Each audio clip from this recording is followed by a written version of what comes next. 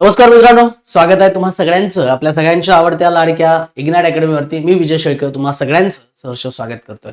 मित्रांनो, पवित्र पोर्टल भरती म्हणजे पवित्र पोर्टलची प्रोसेस आता चालू होतीये आणि सगळ्यात महत्वाची गोष्ट ती म्हणजे ज्या अभियोग्यता धारकांनी यामध्ये फॉर्म भरलाय किंवा पवित्र पोर्टलच्या प्रोसेसमध्ये आहेत, या सगळ्या अभियोग्यता धारकांसमोर सगळ्यात महत्वाचा असणारा प्रश्न म्हणजे प्राधान्यक्रम द्यायचे कसे आणि प्राधान्यक्रम देताना काय काय गोष्टी लक्षात घ्यायला पाहिजे. तर आज मी तुमच्यासोबत या गोष्टीबद्दल चर्चा करणार, अशा 5 गोष्टीबद्दल आपण चर्चा करणार आहे की ज्या गोष्टी आपला क्रमांक ठरू शकतात किंवा आपण सिलेक्ट होणार का किंवा आपण मेरिटमध्ये राहणार का की बाहेर राहणार, या सगळ्या गोष्टींसाठी या 5 महत्वाच्या गोष्टी खूप महत्वाच्या ठरणार आहे. तर चला मग आपण चर्चा करूया त्याबद्दल.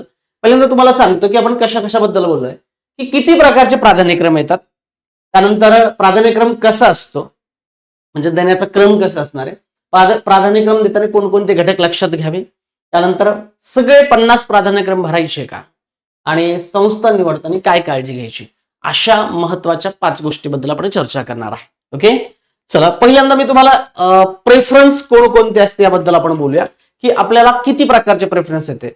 तर पोर्टलवर रजिस्ट्रेशन केलेल्या प्रत्येक व्यक्तीला 2 प्रकारचे प्रेफरन्स येत असतात. त्यातला पहिला असतो विदाऊट इंटरव्ह्यूचा आणि दुसरा असतो विथ इंटरव्ह्यूचा. तर विदाऊट इंटरव्ह्यू विथ इंटरव्ह्यू नेमकं काय असतं, तर बघा बऱ्याच जणांना याबद्दल अजून माहिती नाही. तर विदाऊट इंटरव्ह्यू म्हणजे या ठिकाणी तुम्हाला इंटरव्ह्यू द्यायची आवश्यकता नाहीये. जसं मेरिट आहे त्या मेरिटनुसार तुमचा क्रम लागतो आणि त्याच्यानुसार तुम्ही जे प्रेफरन्स दिल त्याच्यानुसार इथे निवड होते. ज्यामध्ये जिल्हा परिषद असेल, महानगरपालिका असेल, नगरपालिका असेल, नगर परिषद असतील किंवा काही महत्वाच्या संस्था असतील, यांचा विचार या ठिकाणी केला जातो की ज्या ठिकाणी तुम्हाला कोणतीही निवड प्रक्रियेची म्हणजे इंटरव्ह्यूची गरज नाही, डायरेक्टली मेरिटनुसार तिथे तुमची निवड होती. याला म्हणायचं विदाऊट इंटरव्ह्यू. त्याच्यानंतर दुसरं विथ इंटरव्ह्यू काय असतो, तर हा सेकंड राऊंड टप्पा असतो ज्या ठिकाणी खाजगी संस्थाचा टप्पा असतो आणि पहिला राऊंड झाल्यानंतर तुमच्यासाठी ओपन होत असतो दुसरा राऊंड, त्यामध्ये विथ इंटरव्ह्यूचा टप्पा असतो. विथ इंटरव्ह्यू म्हणण्यापेक्षा म्हणजे या राऊंड सोबतच पहिला राऊंड मीन्स या पहिल्या राऊंड मध्ये दोन्ही प्रेफरन्स सोबत येतात.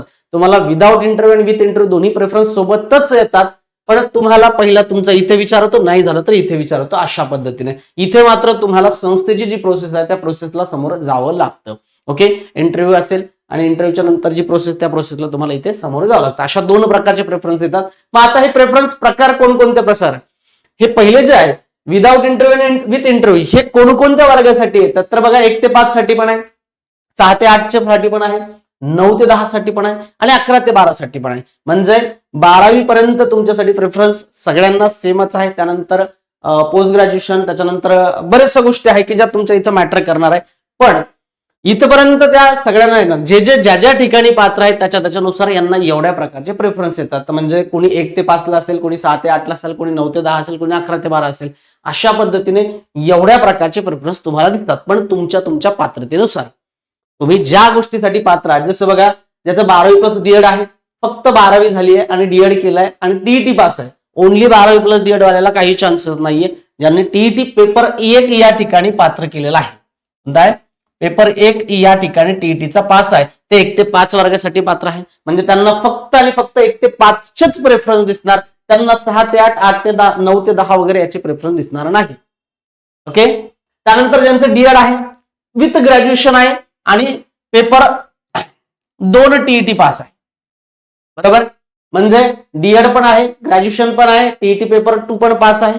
पेपर जर 1 पास असेल तर इकडे मिळेल, फक्त पेपर 2 पास असेल तर 6 ते 8 प्रेफरन्स येणार, फक्त 6 ते 8 प्रेफरन्स येणार. पण ज्यांचं पेपर 1 पेपर 2 असेल त्यांना दोन्ही प्रेफरन्स येणार आहे. त्याच्यानंतर ज्यांचं बीएड आहे पण पेपर 2 पास आहे त्यांना 6 ते 8 प्रेफरन्स येणार. त्यानंतर ज्यांचं बीएड प्लस ग्रॅज्युएशन आहे, टीईटी वगैरे नाहीये, ते 9-10 साठीच पात्र आहे. आणि ज्यांचं बीएड आहे, पोस्ट ग्रॅज्युएशन आहे, ते 11-12 साठी पात्र असणार आहे.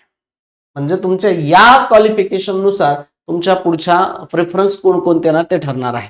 आता मी तुम्हाला एक उदाहरण देतो एका व्यक्तीचं, की त्या व्यक्तीला कशा पद्धतीने समजा तो आहे, त्याने प्रेफरन्स दिलाय आणि कशा पद्धतीने आहे. समजा एक व्यक्ती आहे,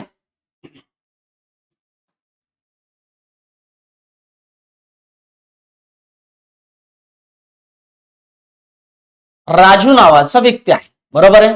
यांनी पहिल्यांदा काय केलं, डीएड केलं, बरोबर आहे. त्याच्यानंतर ग्रॅज्युएशन केलं, बरोबर, त्याच्यानंतर प्लस त्याने बीएड पण केलं, बरोबर, प्लस तो टीईटी 1 व 2 दोन्ही पास आहे समजा राजू. आता बघा कोणाला कोण कोण देणार. त्याने डीएड केलं, ग्रॅज्युएशन केलं, बीएड केलं, टीईटी पेपर 1 व 2 पास आहे. तर आता त्याला काय काय येणार बघा. डीएड पेपर 1 च्या बसवर त्याला काय येणार, 1 ते 5 साठी तो पात्र असणार आहे, बरोबर आहे, पहिली गोष्ट. त्यानंतर ग्रॅज्युएशनच्या बेसवरती तो 6 ते 8 ला आहे, बरोबर आहे, बीएड असल्यामुळे 6 ते 8 ला इथे पास आहे तो, बरोबर आहे. त्याच्यानंतर 9-10 ला पण तो पात्र आहे, कारण त्याने बीएड केलेला आहे आणि ग्रॅज्युएशन आहे, बरोबर आहे. म्हणजे 9 ते 10 या ठिकाणी पात्र आहे. आणि जर का त्याने परत पोस्ट ग्रॅज्युएशन केलं असेल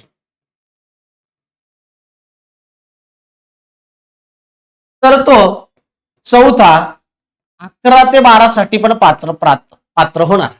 मग त्याला प्रेफरन्स कोणते येणार, सगळे येणार. मग आता प्रश्न पडतो, सर मी 1 ते 5 ला काम करू का, 7 ला 8 ला काम करू का, 9 ते 10 ला काम करू का, 11 ते 12 ला काम करू. इथून पुढची प्रोसेस सगळ्यात महत्वाची. गुणवत्ता असून सुद्धा तुम्ही जर प्रेफरन्स देताना गोंधळ केला तर तुम्ही 9, 11, 12 ला काम करण्याऐवजी 1 ते 5 ला काम करू शकता, असंही होऊ शकतं. म्हणजे तुमचे प्रेफरन्स खूप महत्वाचे ठरतात.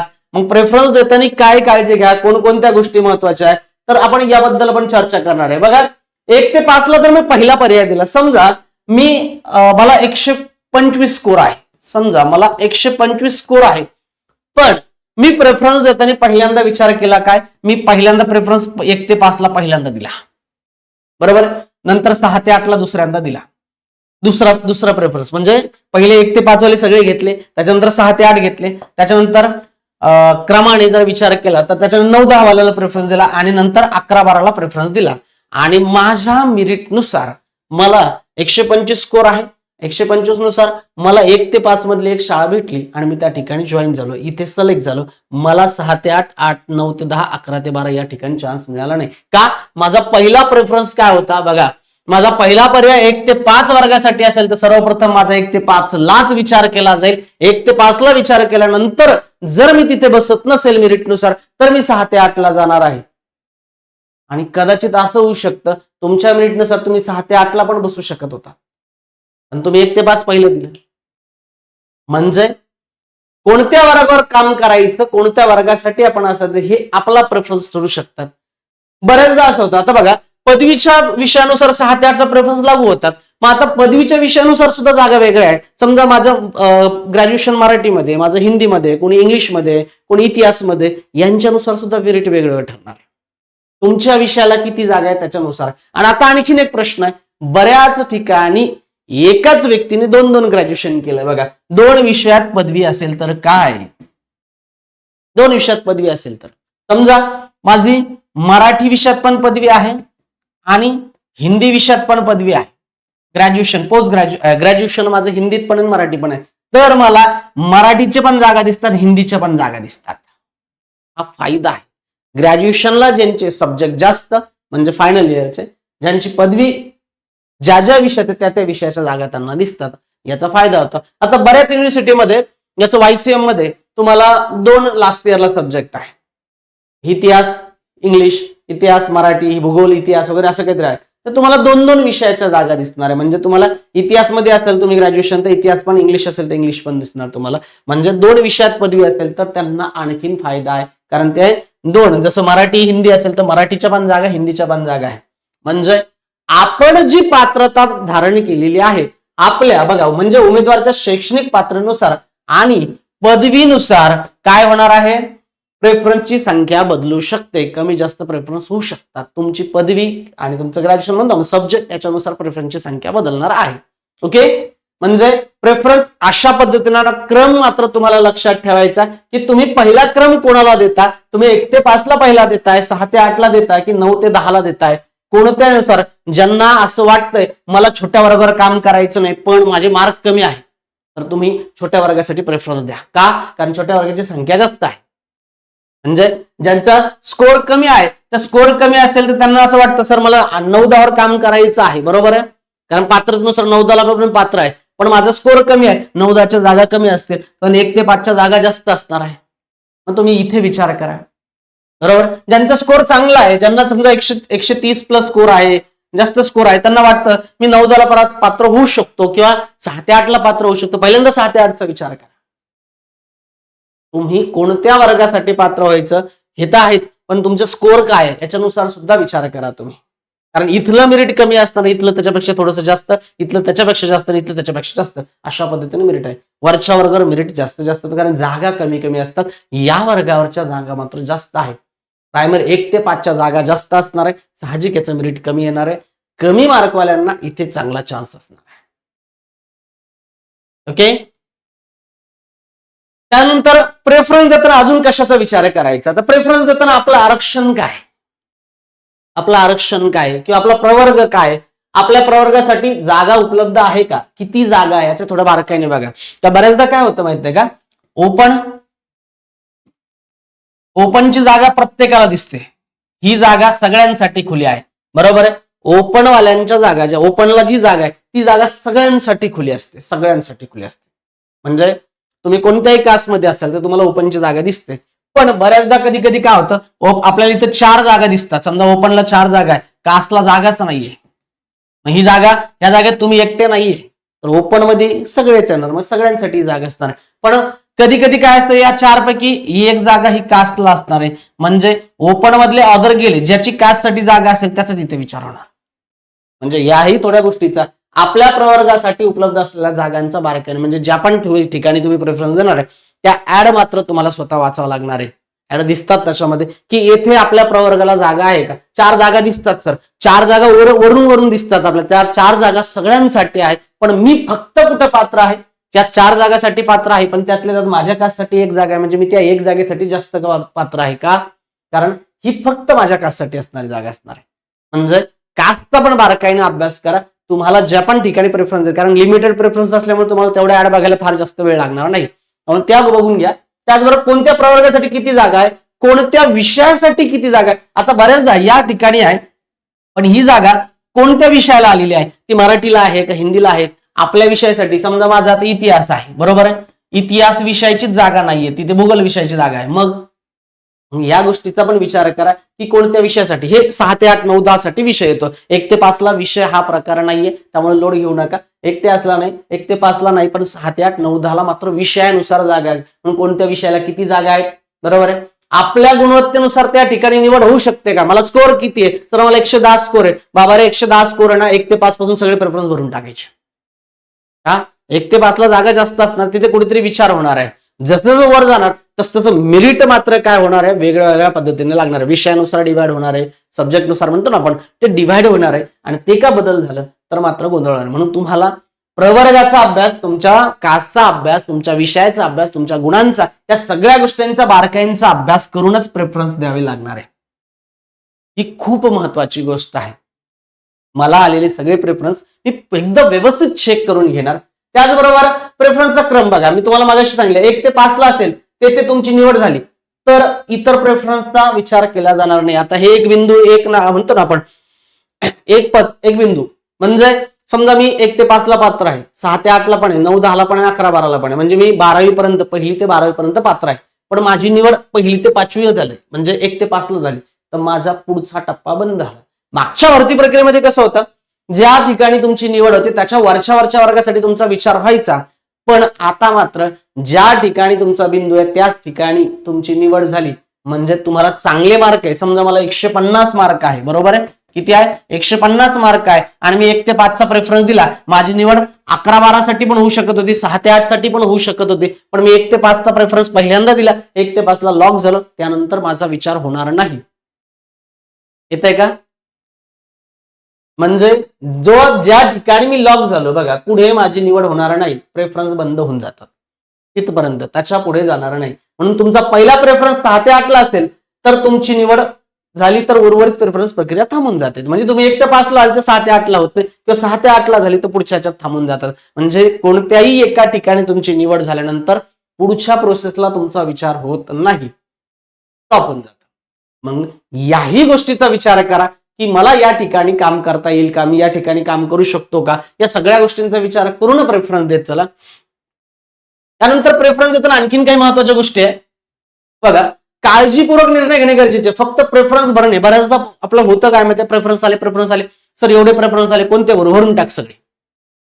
नाही, प्रेफरन्स देताना आपल्याला काही गोष्टींचा आवर्जून विचार करायचा. प्रेफरन्स हे आपलं भविष्य आहे, आपलं आयुष्य आहे, पुढे आपल्याला जिथे राहायचं आहे, उर्वरित आयुष्य ज्या ठिकाणी घालायचं आहे, या सगळ्या गोष्टी ठिकाणी. कारण मला माहित आहे सध्या आपल्याला नोकरीची गरज असल्यामुळे आपण हाय त्या गोष्टी एक्सेप्ट करतो आणि त्याच्यानंतर पुढच्या दिवसात रडरड करत बसतो. सो लक्षात घ्या, आपला विषय कोणता आहे, आपले गुण किती आहे, कोणत्या जिल्ह्यात जागा जास्त आहे, कोणत्या ठिकाणी माझ्या प्रवर्गाला संधी जास्त आहे, त्याचबरोबर कोणत्या आस्थापनामध्ये अधिक जागा रिक्त आहे, या सगळ्या गोष्टींचा विचार करणं गरजेचं आहे. चांगले मार्क्स आहे पण मी झडपीला होऊ शकतो, बरोबर, महानगरपालिकेला होऊ शकतो, मी महानगरपालिकेचा का विचार करू नये, मग महानगरपालिकेला पहिला प्रेफरन्स देऊ शकतो ना. तुमचा प्रेफरन्स आहे, तुमचं भविष्य आहे. खूप काळजी घ्या, खूप चांगला विचार करा प्रेफरन्स भरताना, कारण प्रत्येक ठिकाणी प्रेफरन्स हा आपल्यासाठी एक काय असणार आहे, आपलं भविष्य ठरवणारा घटक असणार आहे. आता सर 50 प्रेफरन्स सगळेचे सगळे प्रेफरन्स भरायचे का, तर माझं जर वैयक्तिक मत विचाराल, आता मी तुम्हाला असं म्हणत नाही की सर भरूच नका भरा वगैरे, तर माझं जर वैयक्तिक मत विचाराल, मला सांगा 50 प्रेफरन्स पैकी त्या सगळ्याच्या सगळ्या ठिकाणी तुम्ही काम करण्यास उत्सुक आहात का?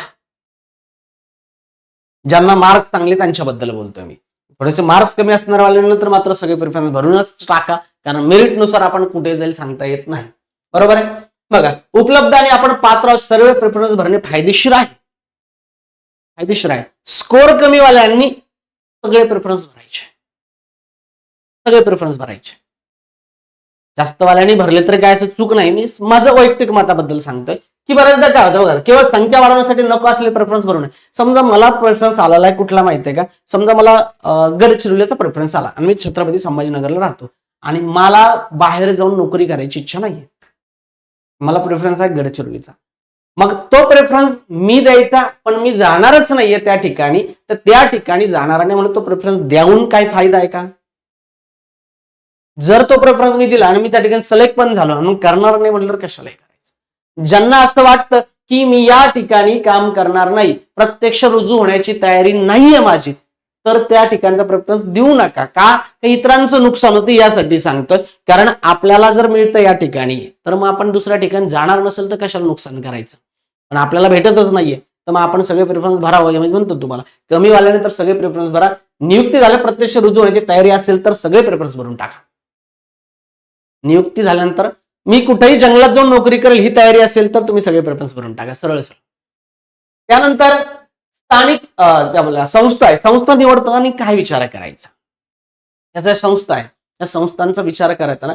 सगळ्यात पहिलं स्थानिक स्वराज्य संस्था म्हणजे झडपीवाले आपल्या महानगरपालिका, बरोबर, यांचा विचार करायचा पहिल्यांदा. म्हणजे स्थानिक स्वराज्य संस्थेचा पहिल्यांदा विचार करा, कारण स्थानिक स्वराज्य संस्था म्हणतो ना आपण की जिल्हा परिषद वगैरे या सगळ्या गोष्टी सगळ्यात महत्वाच्या. त्यानंतर खाजगी संस्थेचा पण विचार करू शकता, ज्या ठिकाणी तुम्हाला विदाऊट इंटरव्ह्यूने तुम्ही जातात त्या खाजगी संस्थेचा पण विचार करू शकता की ही खाजगी संस्था कशी आहे, या ठिकाणी माझी निवड झाली तर फायदा होईल का मला, किंवा ही माझ्या घराच्या जवळ आहे किंवा माझ्या तालुक्यात आहे, माझ्या जिल्ह्यात आहे, अशा पद्धतीने. किंवा ग्रामीण आणि शहरी या दोन गोष्टींची तुलना करा, ग्रामीण आणि शहरी या दोन गोष्टींची पण तुलना करा की मी ग्रामीण भागात नोकरी करण्याची इच्छुक आहे की मी शहरी भागात नोकरी करण्याची इच्छुक आहे का, मी कोणत्या ठिकाणी काम करू शकतो, किंवा माझ्या घरापासून इथं अंतर किती, मला प्रवासाचा खर्च किती येऊ शकतो, राहण्याची व्यवस्था आहे का, भविष्यात सेवा स्थैर्य मिळेल का. मी या गोष्टीला का सांगतो, कारण मागच्या 2022च्या भरती प्रक्रियेतले जे सगळे उमेदवार होते, जे इथून त्यांच्या घरापासून 1000-500 किलोमीटर दूर लागले, त्या सगळ्यांची सध्या फक्त एकच रडरड आहे, ती म्हणजे स्थैर्यता. म्हणून संधी हातात आहे, भविष्यात रडण्यापेक्षा आता व्यवस्थित विचार करा आणि प्रेफरन्स व्यवस्थित द्या, म्हणजे तुम्हाला तुमच्या जवळच्या ठिकाणी नोकरी मिळू शकते. एक चांगली चान्स, चांगले मार्कला जिल्हाही मिळू शकतो, फक्त प्रेफरन्स व्यवस्थित पाहिजे. कसेही प्रेफरन्स देऊन फायदा होणार नाही. प्रेफरन्ससाठी मी आता ज्या ज्या गोष्टी सांगितल्या त्या सगळ्या गोष्टींचा विचार करा. आणि आणखीन महत्वाची, प्रेफरन्स फायनल करण्यापूर्वी जेव्हा तुम्ही सगळे प्रेफरन्स लॉक भरता ना, तर त्याच्यानंतर एक गोष्ट स्वतःला विचारा, माझा पहिला प्रेफरन्स खरोखर माझी पहिली पसंती आहे का. आता पहिला प्रेफरन्स खरोखर माझी पहिली पसंती आहे का, की मी यांनी सांगितलं त्यांनी सांगितलं म्हणून करतोय का, की मला खरंच त्या ठिकाणी जायचं आहे का, किंवा माझ्या गुणवत्तेनुसार माझ्या मार्कानुसार त्या ठिकाणी माझी निवड होण्याची शक्यता आहे का, होऊ शकते का माझी निवड, किंवा माझ्या प्रवर्गासाठी त्या ठिकाणी जागा आहे का, मी चेक केली का, की फक्त जागा होत्या 4 जागा मला दिसल्या पण त्या 4 जागा ओपनच्या होत्या की कास्टच्या होत्या की माझ्या विषयाच्या होत्या, ह्या मी चेक केल्या का, या गोष्टींची काळजी घ्या. त्याचबरोबर नियुक्ती झाल्यास मी तेथे रुजू होणार का, बरं ठीक आहे एवढं सगळं दिलंय पण मी खरंच त्या ठिकाणी नोकरी करणार का, कारण या गोष्टीमुळे कुठेतरी कोणाचं तरी नुकसान करतोय आपण बरं का. मी सगळ्यांच्या याच्यात बोलतोय की सगळ्यांना नोकरी मिळावी, जागा खूप साऱ्या जसं असं माहितीच तो आलाय की जवळपास 28-30 हजार जवळपास जागा येतात, तर यावर्षी खूप चांगल्या जागा येणार आहे आणि ह्या चांगल्या जागांमध्ये सगळ्यांचं भलं होणार आहे, पण आपणही कोणाचं नुकसान होऊ नये आपल्याकडनं. जे मागच्या भरतीत झालं होतं खूप सारे प्रेफरन्स देऊन टाकले, तिथे गेलेच नाही, बिचारा तिथला कोणतरी त्या ठिकाणी लागू शकत होता. ओके, माझा प्रेफरन्स क्रम माझ्या करिअरच्या उद्दिष्टांची सुसंगत आहे का, याही गोष्टीचा विचार करा, कारण इतक्या छोट्या गोष्टी आहे की त्या आपल्याला पुढे भविष्यातल्या गोष्टींचं काय देणार, आताच क्लिअरिफिकेशन देणार आहे. म्हणून या सगळ्या गोष्टींचा विचार करा आणि मग प्रेफरन्स काळजीपूर्वक भरा. आता प्रेफरन्सची प्रोसेस सुरू झाल्यानंतर तुम्हाला कशा कशा टप्प्यात प्रेफरन्स येतात, कोणकोणते येतात त्याच्याबद्दल पण माहिती घेणारच आहेत आपण. भरताना काय काय करायचं, लॉक करण्याची पद्धत काय आहे, या सगळ्या गोष्टीबद्दल चर्चा करणार आहे. आता या प्रेफरन्स संदर्भात तुम्हाला काय वाटतं कमेंट बॉक्समध्ये नक्की मला मेन्शन करा आणि कोणत्या गोष्टीवरती तुम्हाला माहितीचा व्हिडिओ पाहिजे तोही मला कमेंट बॉक्समध्ये नक्की मेन्शन करा, कारण मी एक मित्र म्हणून तुम्हाला सांगतोय की मित्रांनो या गोष्टीची चूक झाल्यास आपल्याला पुढे तोटे होऊ शकतात. सो काळजी घ्या, प्रेफरन्स व्यवस्थित भरा आणि आपलं शिक्षक होण्याचं स्वप्न साकार करा. थँक्यू, धन्यवाद, जय हिंद.